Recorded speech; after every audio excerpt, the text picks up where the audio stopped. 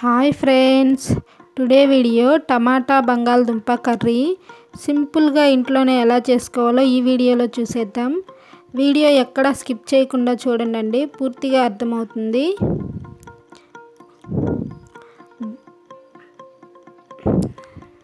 Stove వెలిగించి గిన్నె పెట్టుకోండి. ఆయిల్ వేసుకోండి. ఆయిల్ హీట్ అయిన తర్వాత ఆవాలు వేసుకోండి. జీలకర్ర కూడా వేసుకోండి. కొద్దిగా వేగిన తర్వాత కరివేపాకు కూడా వేసుకోండి.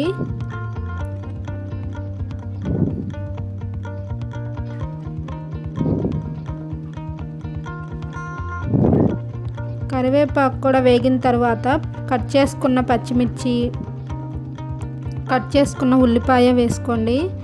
కొద్దిగా వేగనివ్వండి, మరీ వేగవలసిన అవసరం లేదు, కొద్దిగా వేగితే సరిపోతుంది.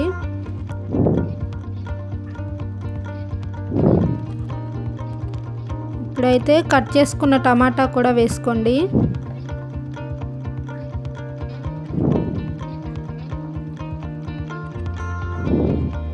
కొద్దిగా పసుపు, మీ రుచికి సరిపడినంత ఉప్పు వేసుకోండి.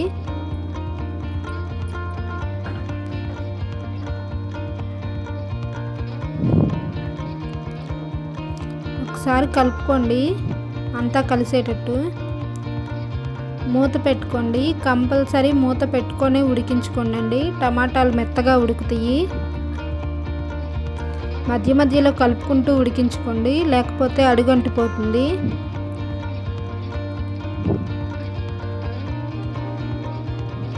కొద్దిగా టమాటాలు ఉడికిన తర్వాత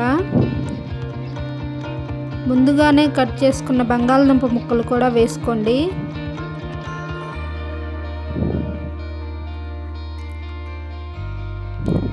అవి కూడా ఒకసారి కలుపుకొని మూత పెట్టుకొని ఉడికించుకోండి. బంగాళదుంపలు ఉడికిన దాకా ఉడికించుకోండి. మధ్య మధ్యలో కలుపుకుంటూ ఉడికించుకోండి, లేకపోతే కూర అడుగంటిపోతుందండి.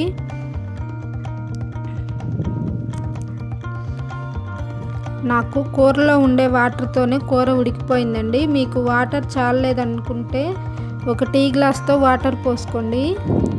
బంగాళదుంపలు ఉడికేంత వరకు ఉడికించుకోండి.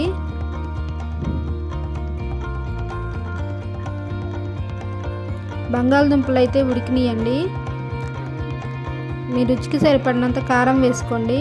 కారం ఎక్కువ తినేవాళ్ళు ఉంటారు, తక్కువ తినేవాళ్ళు ఉంటారు కదండి, మీరు చూసుకొని వేసుకోండి. ధనియాల పొడి కూడా వేసుకోండి. ఒకసారి కలుపుకోండి. ఒక 2 నిమిషాలు అయితే వేగనివ్వండి. తరువాత చిన్నులపాయ ఇలా దంచుకొని వేసుకోండి. చిన్నులపాయ వేసిన తర్వాత ఒక 2 నిమిషాలు ఉడకనివ్వండి.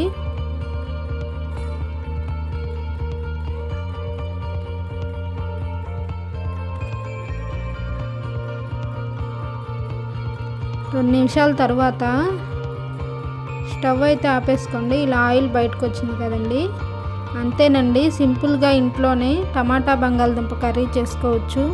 ప్లీజ్ లైక్ చేయండి, షేర్ చేయండి, కామెంట్ చేయండి, సబ్స్క్రైబ్ చేయండి. మీరు లైక్ చేయటం వల్ల ఈ వీడియో మరింత మందికి వెళ్తుందండి. Thanks for watching.